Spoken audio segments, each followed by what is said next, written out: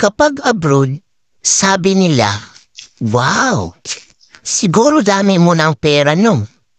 Kapag sinabi mong wala, hindi pa sila maniniwala.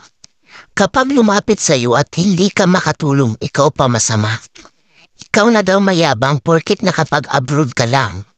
Ang hindi nila alam na resibo na lang ang hawak mo. Ang mga kamay mo, puno pa ng karyo. Walang may alam sa lahat ng mga pinagdadaanan mo at wala ring may alam kung paano mo kinaya lahat. Basta sa tuwing napapagod ka, tandaan mong may mga kamay na handang bumuhat sa'yo pag hindi mo na kaya. Remember, God is always with you. Sasamahan ka niya sa lahat ng oras.